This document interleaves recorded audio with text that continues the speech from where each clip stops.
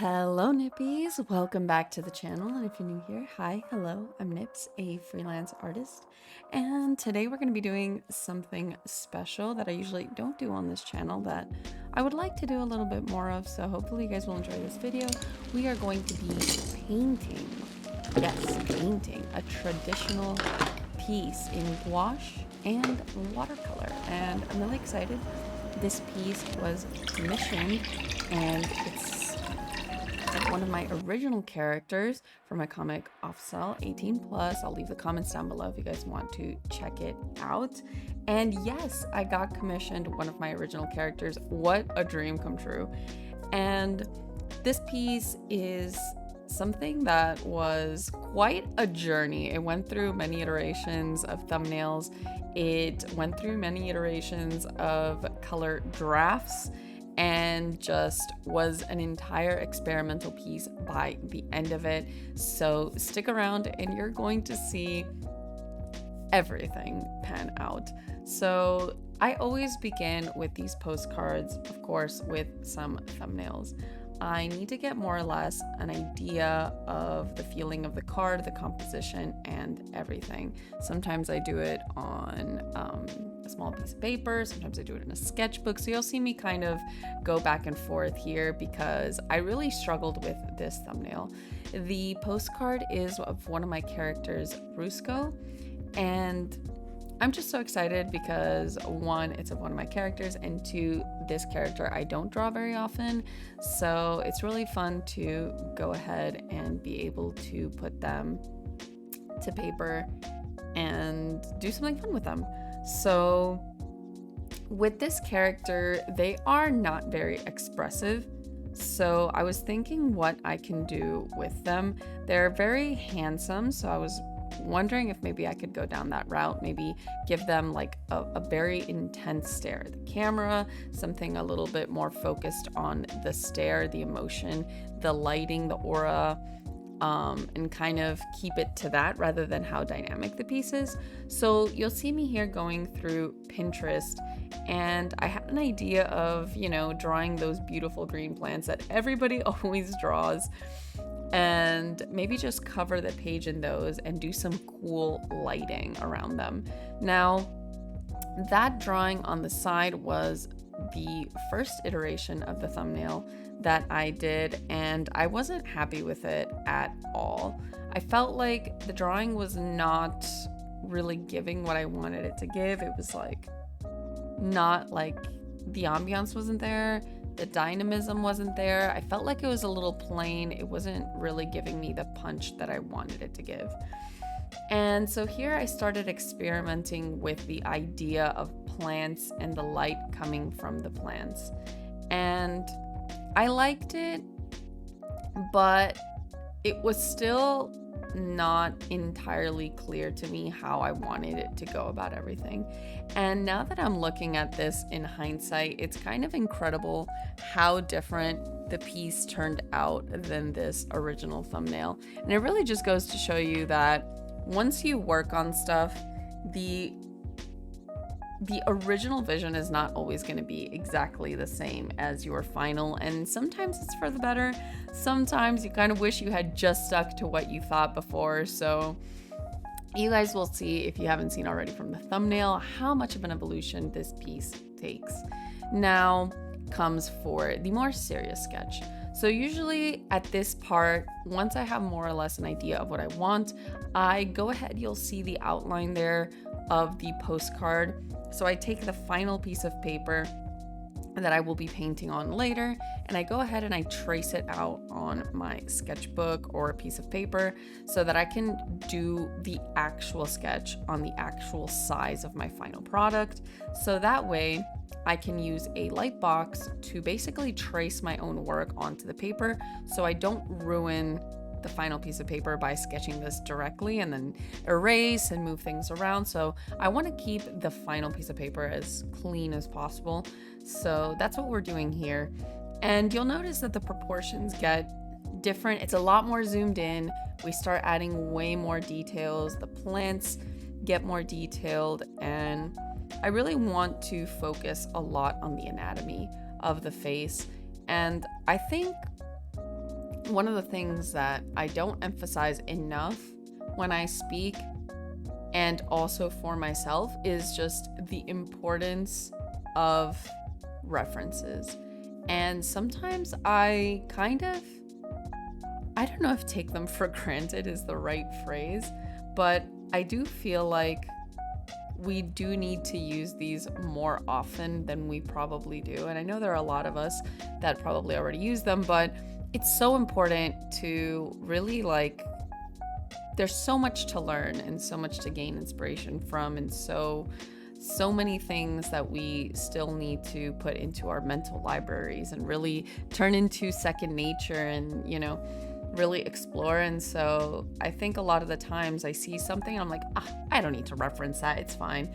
And then you go to draw the thing and you realize how little you actually know about this thing. And sometimes plants are one of those things for me where I'm like, this is fine, I'm fine. And then I start drawing them and I'm like, this is absolutely not fine. I have no idea what I'm doing.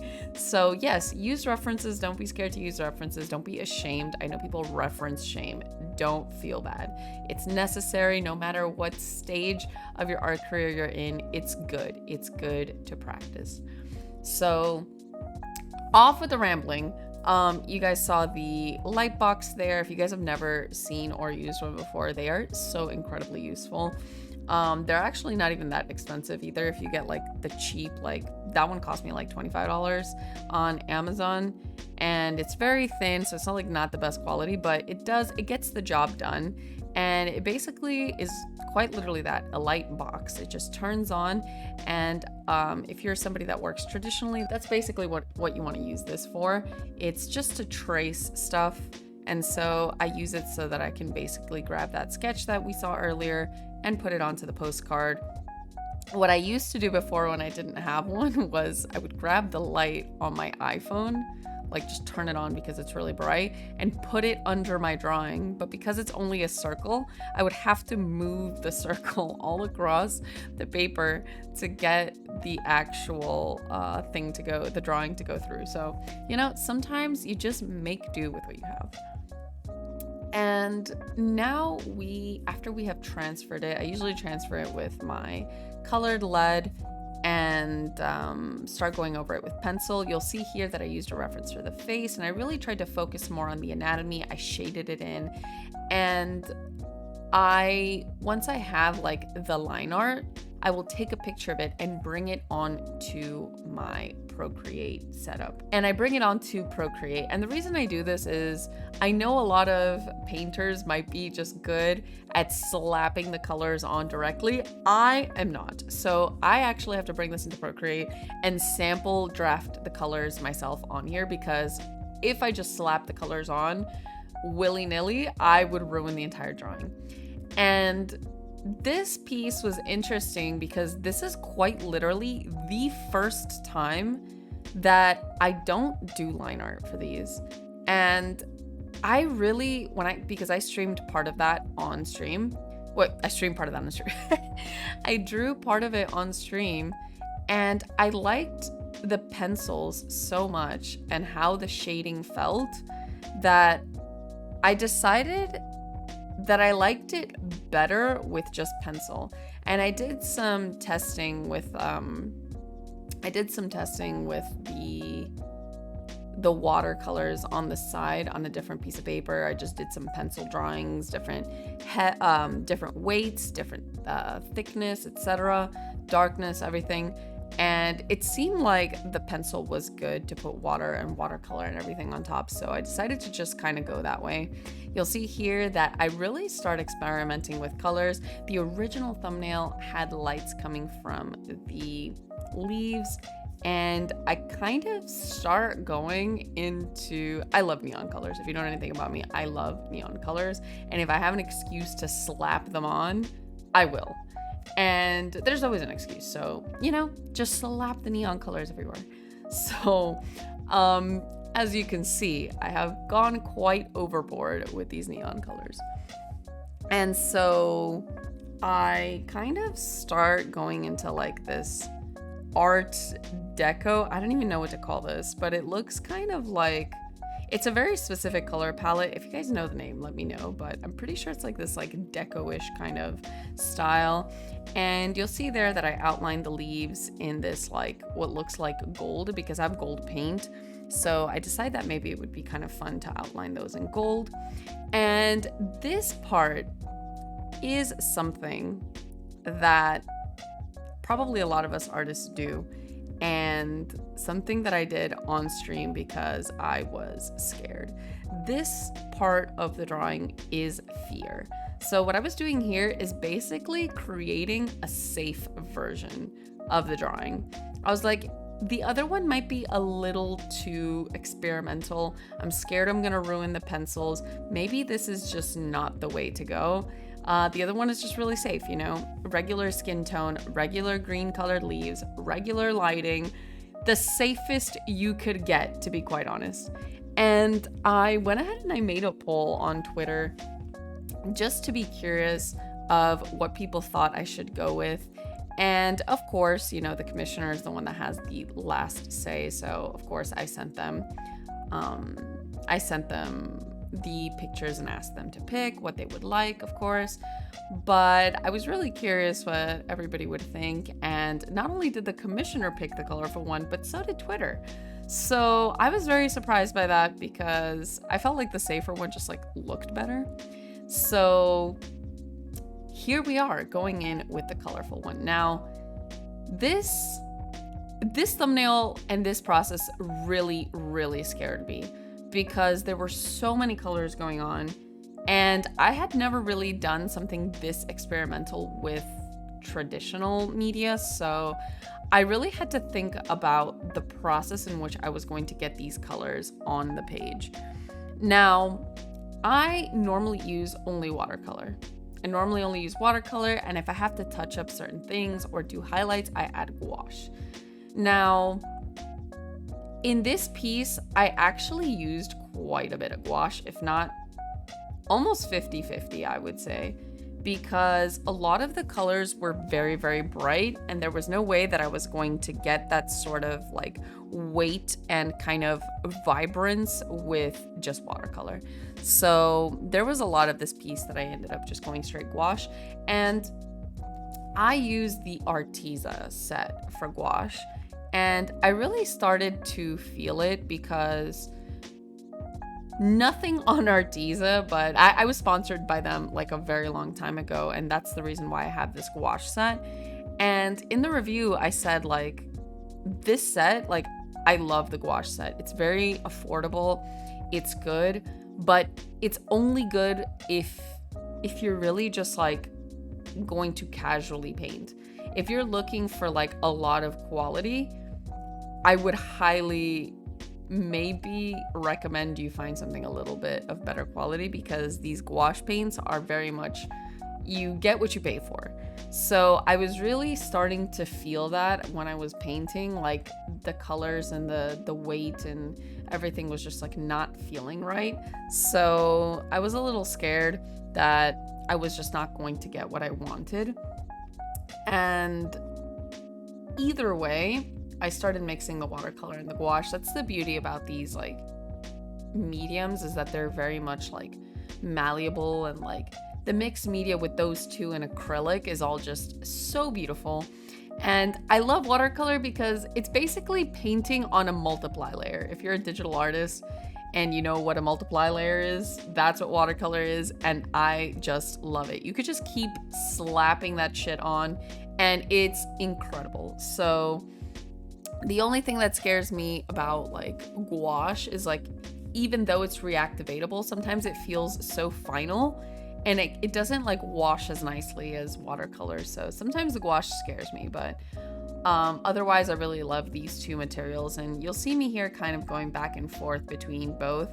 For this black, I actually used this Sumi brush ink that I bought a long time ago. It's very waterproof, very deep black, and I absolutely love it. I've been using it for years and I would not change it. Black highlights, black highlights, deep black shadows are like some of my favorite things in traditional pieces. So I really need that handy dandy super deep black paint. So that's what I used for the background, and I started really trying to layer the blocks and the washes of color for this piece. Now, some of these neon parts are the ones I usually struggle with traditionally because, like I said, I love neon colors, but traditionally, it's one of the things I struggle with the most because if you do traditional media, you'll know that if you don't have the color or you can't mix it, you just don't have it. It's not like you can just go into Photoshop and just, oh, let me just drag this all the way over here and then I just have the color. Oh, let me just do a gradient map, or let me just do a layer effect, a brush effect, and voila, I have the color. It kind of makes it more exciting because you kind of have to scrappy your way through the painting. And throughout this drawing, I really ended up with a lot more like interesting flavors of the paint because I had to kind of Frankenstein a new vibe, and so we really kind of like evolved from the original piece. And one of the things that I'm noticing as I'm watching this now all together is how different the saturation of the piece kind of ended up being. I'm not sure I like it, but the original painting was a small blue light from the side on the right, and then a small orange light inside on the top left. And it kind of turned out to be half and half orange and blue, which not entirely my favorite. It wasn't supposed to be that, but I wish maybe I hadn't gone too hard on that. But you'll also see me here kind of exploring a bit more with the brushy strokes. I think a lot of the times, for me personally, when I do traditional pieces, I want everything to just be super smooth. I want everything to just flow like really beautifully. I love gradients. If there's anyone out there or any gradient enjoyers, that's what I want everything to look like.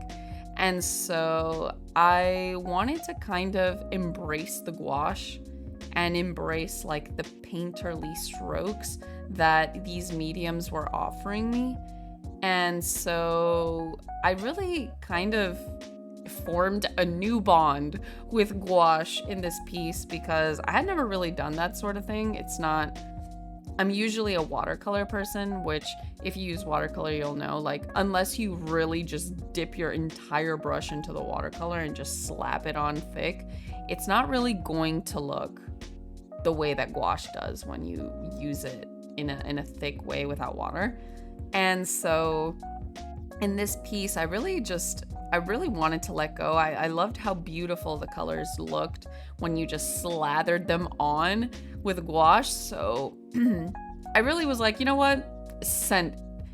Just slap it on, use the brush textures that you got and run with it. And I'm really happy that I did. So I really enjoyed some of the things that I took away from this piece. And you'll see here that the drawing starts to really take a very high contrast sort of vibe and angle. And at this point, one of the biggest things that I did that really improved my flow on the drawing, I don't know if any of you do this, is to remove the original reference picture, because I was just so stuck on getting it to look like the original reference picture that it was killing the flow of my painting. Instead of creating a beautiful painting and just going with the flow, I was so stuck on making it look like the original that it's almost like you hold yourself back. Like you hold yourself back from potentially creating something like evolving the thumbnail, you know, instead of just, oh, I'm just gonna sit here and just copy the reference, color for color, pixel for pixel. So I decided to stop. So that's why it kind of takes on a slightly like new and different turn. And the leaves, for example, you'll probably have seen like a little bit ago, I was painting like this glitter. I have this white glitter paint that I was trying to put on the leaves, because as I created more of this painting, I noticed how much I really loved the white contrast on the drawing. The more I pictured the green leaves, the more I hated them, because it kind of just took away from like the beautiful colors on the face, the neon colors in the hair, the leaves. And so I was like, what if I just left them white? And it gives it more of like this, like, I keep using the word deco. I'm not even sure if that's like an accurate term, but I really just like the pop kind of feel and the color vibrancy with the white. And I decided to just leave them like that and then outline those in gold instead. In the original thumbnail, I hadn't entirely considered how I was going to do Rusco's tattoo, because he has like this neck wrap tattoo situation happening, and I just had no idea what to do. I was like, do I do it in gold? Do I just leave it white? Do completely black? Like, what am I doing here? And everything that I thought was just very distracting and ugly. So I kind of did this thing where you have like the reds fading into the black and then the blues fading into it as well from each side. And I kind of, you'll see later, I decided to put like some gold shimmers into it so it balances out the nose ring and it balances out the borders on the leaves. And I kind of like how that ends up looking. As far as what I'm doing now, you'll see that I'm doing like small brush strokes, and I'm somebody, when I do pencils, I love hatching. I love hatching in my entire drawing. And I don't actually, like I said, I love doing gradients when I do traditional work.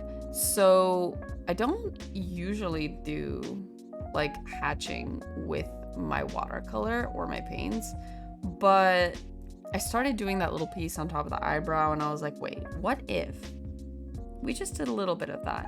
Kind of continuing on with the painting brush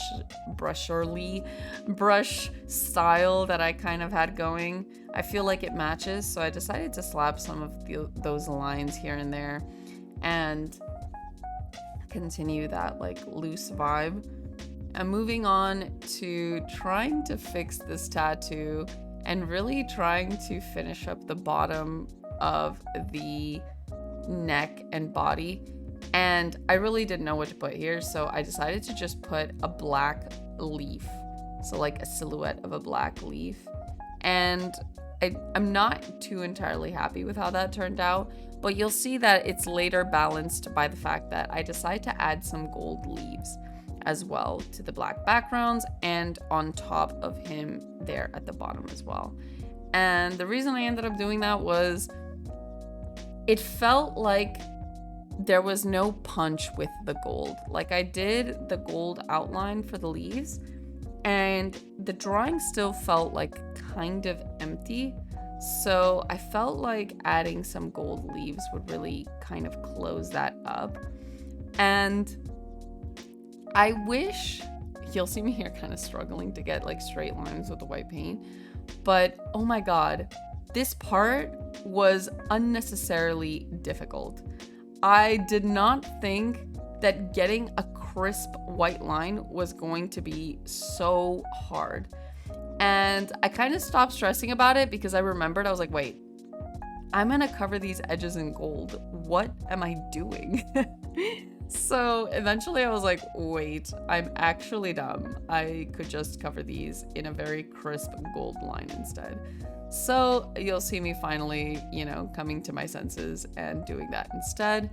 And once I started laying out that gold paint, everything just like kind of started coming together for me. I really loved how it looked. It just kind of added this like very beautiful, like artsy punch that the drawing was missing. And this piece was just a whole journey. It was a lot of discovery, experimentation, learning, and I feel that way a lot with I feel like traditional media really pushes you to, learn and do a lot of things outside of your comfort zones sometimes, because you have to be really crafty about like fixing some mistakes or going over certain things, committing to colors, committing to lines. And a lot of these things could digitally be easily fixed with, you know, like doing it on a different layer, Control Z, Control T, you know, delete, lasso tool, transform. And I love those things, don't get me wrong. I sometimes, you know, during paintings, I'm like, oh, where's my Control Z? I really need to transform this also. I wish I could just make it smaller and move it, and instead I have to erase it and redraw it entirely. So sometimes I really do miss those tools, but I feel like traditional really pushes me to kind of learn some fundamentals that I kind of lost by doing digital a lot of times. So this piece was really, really fun. I definitely know I kind of was led astray in some parts. It definitely could have been better, but overall, I'm really happy with it. It was really fun. I hope you guys enjoyed this video. This isn't something that I typically do, so let me know. I would love to do more traditional pieces. And yeah, let me know what you thought in the comments down below. Like the video if you liked it. Subscribe, join the Nippy family. The more, the merrier. And of course, I'll leave the links to my comic down below, OFFcell. It is 18+, so be careful. But other than that, yay! Thank you so much for watching, and I will see you guys next video. Bye!